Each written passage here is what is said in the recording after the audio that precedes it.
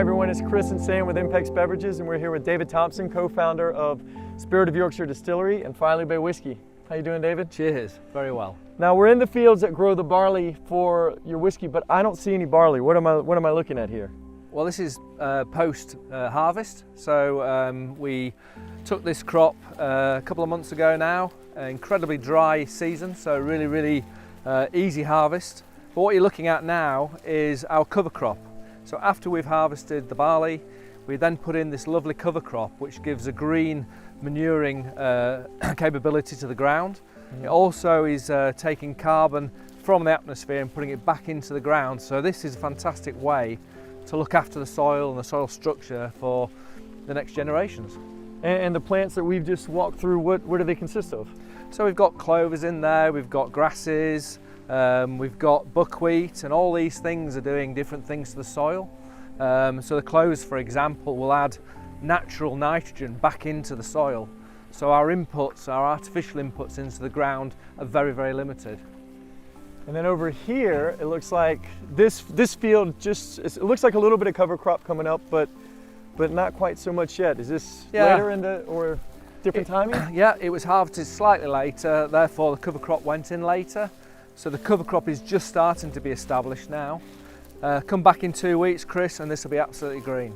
Now, you talk about how the soil is really good for growing barley, and I can't help but notice all the white stuff I'm stepping on. Sure. Yeah, chalk, yeah.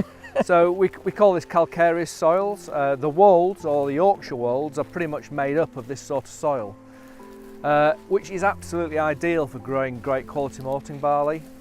What malting barley doesn't like is very heavy, fertile land.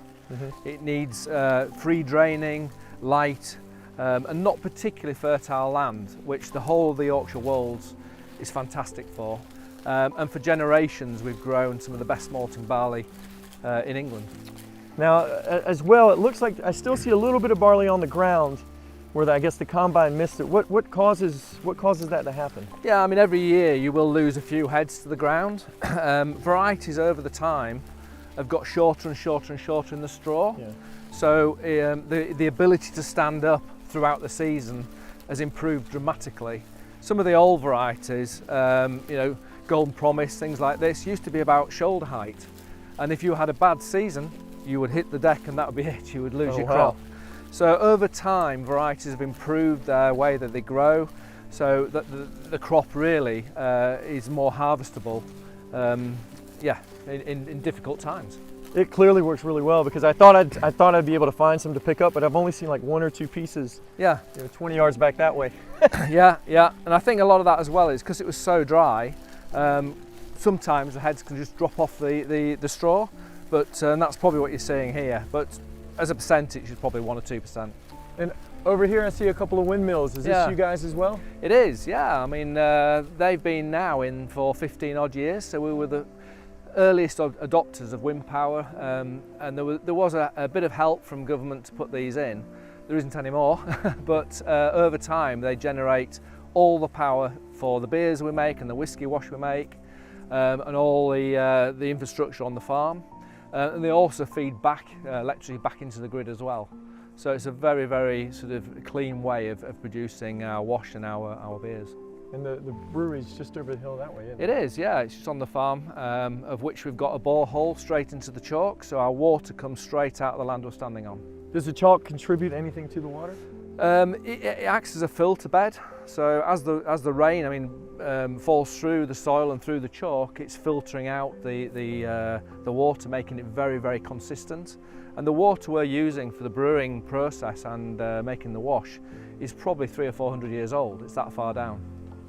It's fascinating, man. It's like, this really gives you the full concept of field to bottle and the difference that it makes in you growing your own barley in the soil that you have and distilling it and maturing it here. And yeah, and we often, Chris, use the word sustainability, and if we don't look after the soil, there's nothing to sustain.